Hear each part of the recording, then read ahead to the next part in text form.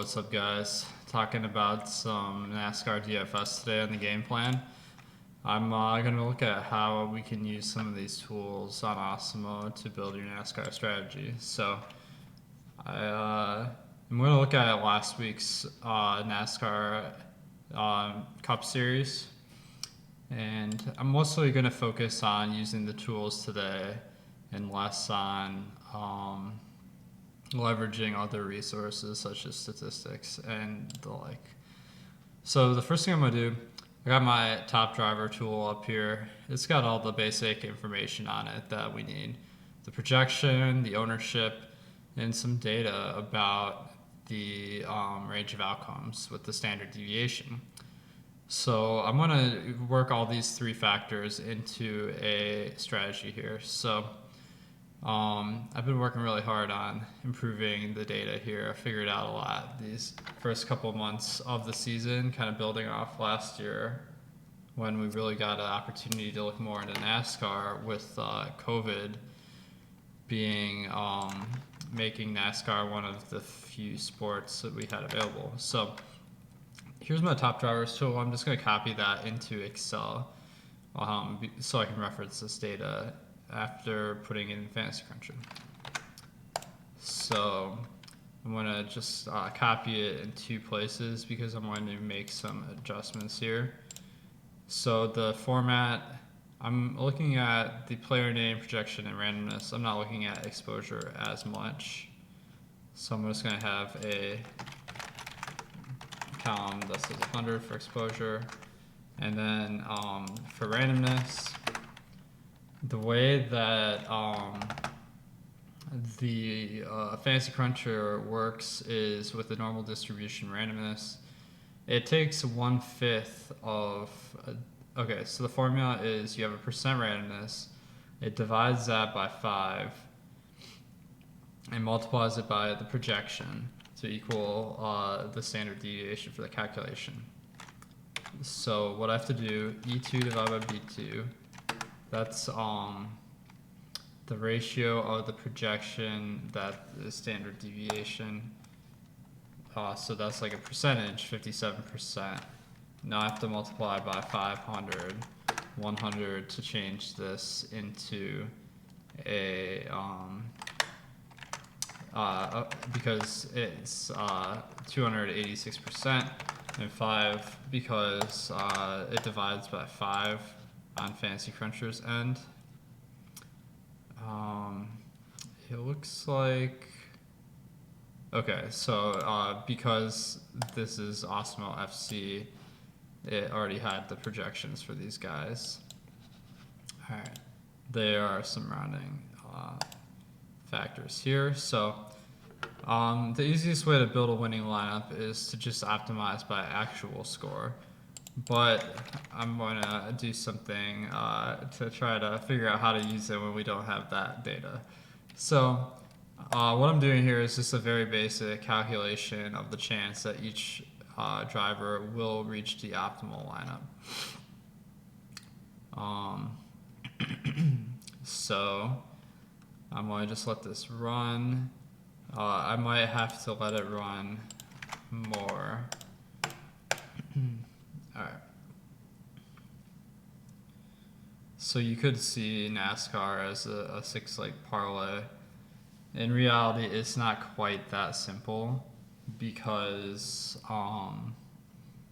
if one guy leads laps, that means another guy can't lead those laps. So this is just a rough estimate of what the optimal lineup percentages would be for each guy.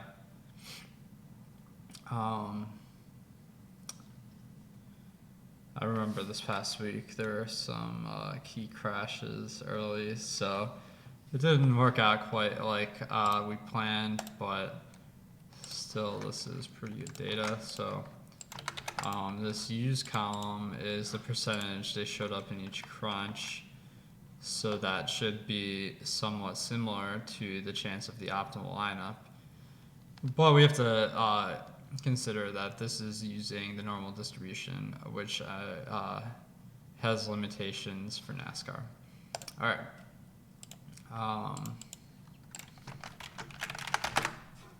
And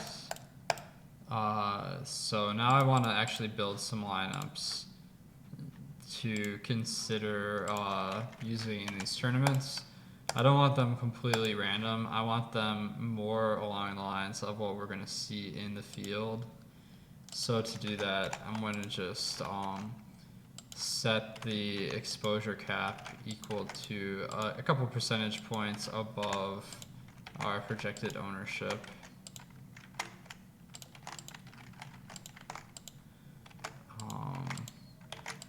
So this is a advanced strategy for NASCAR.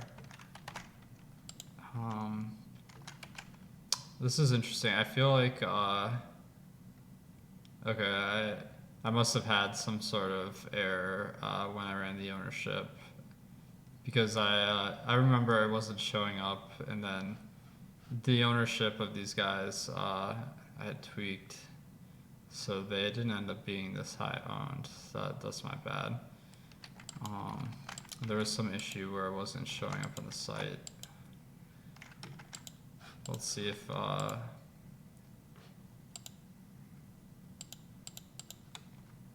okay, I'll have to fix that for next week. Alright. But this, even though I feel like I could have done a better job with projected ownerships on these low end guys, this should give us a good strategy to build off of here. So I'm just going to build 500 lineups and drop them into a new tab in Excel, and then use this data to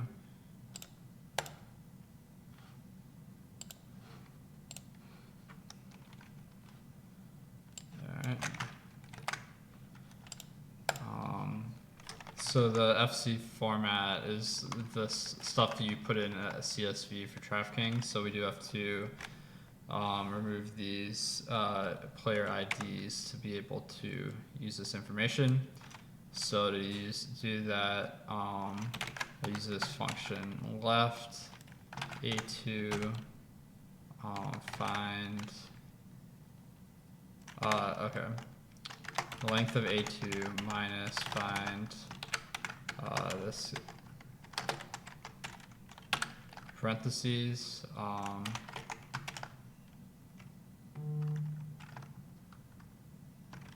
alright, and then it looks like I accidentally chopped off one letter here, so let's see, left plus one, is that right? Alright, let's see if that works. Okay. Length of A2 minus, I feel like I've always made this issue. Find parentheses, so that tells me where this is. Length of A2.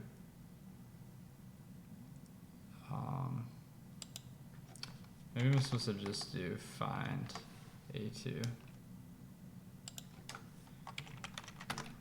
Okay, that seems to have worked. It's hard to remember this stuff because like you only put it in your spreadsheet once. Alright. So I think if you played a bunch of NASCAR, you should understand that putting guys like Quinn Houff, Cody Ware, JD Davison, JJ Yeley, etc. in your lineups is probably not a good strategy. And that's something that is borne out in this top drivers tool, where these guys all have really low standard deviations. Like JJ Yeley, from a points per dollar perspective, is fine, but the standard deviation of 5.7 really limits the upside. So we're saying like on a good day, he's going to get like 18 points. Unless a lot of really expensive drivers crack the optimal lineup, that is not going to be the case in the winning lineup. With Ryan Preece, who's more popular this particular slate, a little bit more expensive, but a standard deviation of 14, which really shows that going up to the next tier really helps. Like even Chris Buescher, a really high standard deviation compared to these guys at the bottom. So this is all very important for when you're actually putting together these lineups. So I'm gonna put the projection of each guy or lady. I don't think there are any ladies in the cup right now, but hopefully soon. All right, ownership, and then I'm gonna put the optimal percent based on this calculation I just did. All right. So I'm just gonna do some view lookups here. Oops, I did the wrong cell. Okay. Oh. I bet this has like a space at the end. Oops. -1. Okay.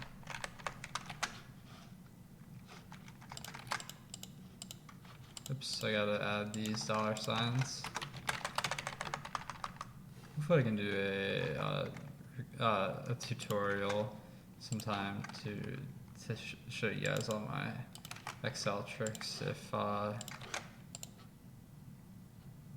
this is stuff you're not as familiar with.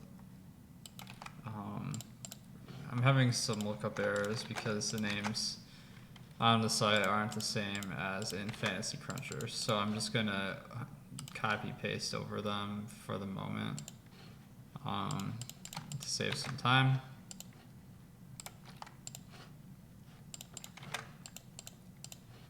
Okay, Bubba Wallace.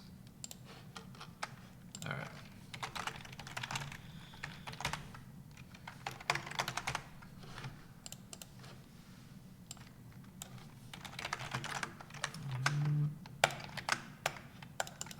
Did the same mistake again. Oops.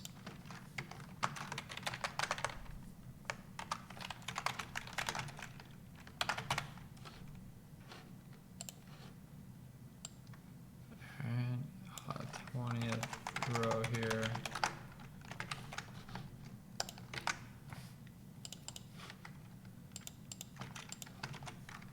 Okay, so I got all my data here. Now I just have to build a algorithm to figure out which lineups I want to look at. So I'll do that over here. Just add some rows. I'll get the projection. I feel like projection might be less important in NASCAR than like the optimal lineup percentage. But I'm trying to think through this a little bit. I'm not sure. All right. Projection, ownership, that's the product of, okay, I gotta divide these by 100, so they are, I'll do a geo mean. That's the product of them divided by, or to the power of 1/6, since there's 6. And then I'll do the same thing with the, for the optimal lineup percent, I just want the product of them. I don't want to take the geo mean. Man, JD Davidson, 6% optimal, damn.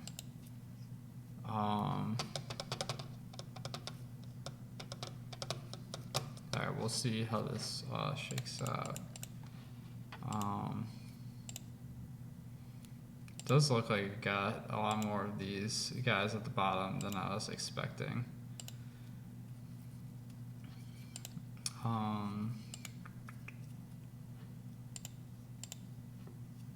That's interesting. Anyway. Let's see if I like the lineups at the top.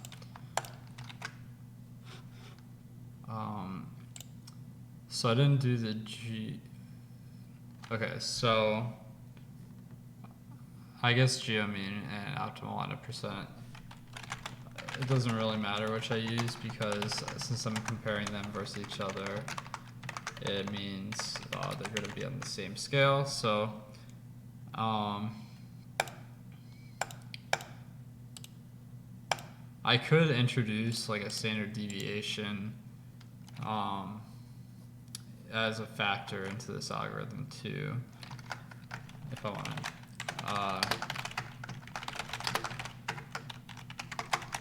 So I'm just gonna rank these. Rank 0200, and then I want to divide by number. So let's see. It looks like I need to rank them descending. Oops, ascending. Just so that the higher ones are showing up higher.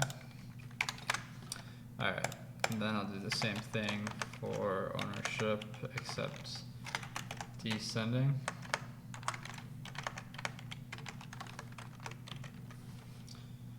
And for optimal, should be the opposite, ascending, I guess.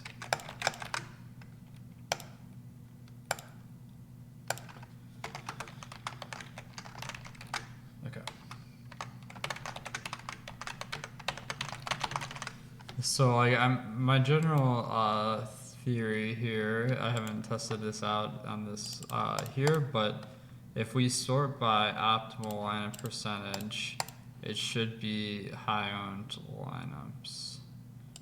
Although it looks like that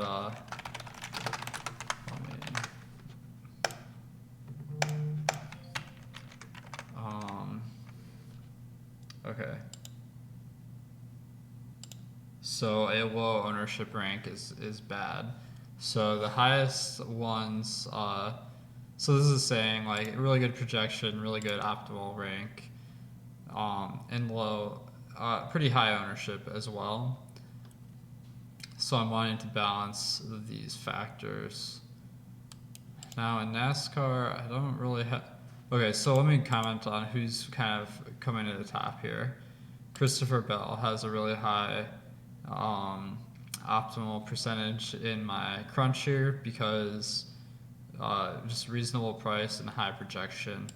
Ryan Preece has a good projection and a good standard deviation. The guys like Quinn Hoof and Corey LaJoy, I'm getting like a smattering of these guys, but ideally I would just build more lineups and end up with more of the good drivers as kind of my punts. How to deal with those guys is kind of a little bit of a challenge when trying to get into a more advanced strategy in NASCAR, because it's simple enough when you're just starting off. You just don't pick bad drivers, right? But then you like introduce this data and you're like, how do I build a strategy that has the right guys, but also is kind of quick to repeat. All right, so I'm gonna try to prioritize these three rankings. I'm gonna say I'm gonna rank projection once, ownership twice, and optimal twice. So that'd be like 40% ranking at ownership and 60% on how strong the lineup is. And I'm just gonna eyeball these and see are the lineups that are ranking the highest ones that I like. Alright, let's see.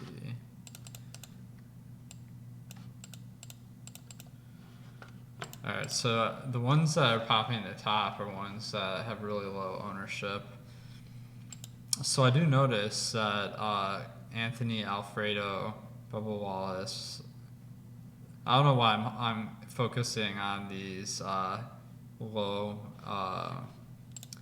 projected guys, but let's take a look on how chalky some of these guys are. Kyle Larson, I didn't have a ton of him this week. I knew he was going to be super chalk, but he does show up in this top lineup, which is interesting. So it is kind of like tough to build a lineup with a minute that's going to come to the top here, but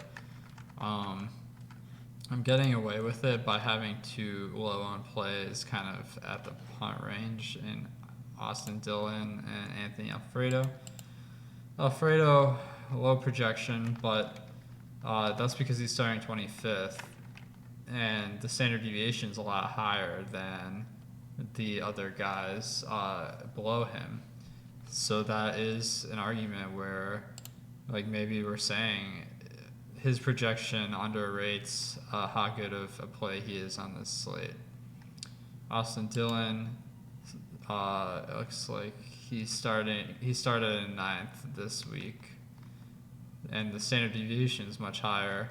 Let's I'm gonna sort this from highest to lowest in salary, and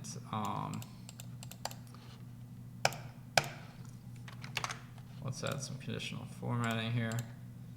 So it looks like Austin Dillon, along with Tyler Reddick, they look pretty similar as far as plays last week, but they have a much higher standard deviation than a few of the plays ahead of them, and definitely a lot more than like this next range of drivers. That's because they have the potential to be dominators, which is this last column here, which adds a lot of variance. So this algorithm I just created here is kind of like telling me like Austin Dillon and Anthony Alfredo are a little bit undervalued because their projection is low, but their range of outcomes makes their ceiling a little bit more attractive. All right, guys. So I hope this gives you some ideas of how to build some NASCAR lineups in Fantasy Cruncher, and then put them in a spreadsheet and figure out your best strategies for how to combine them all. Let me know if you have any questions, and good luck.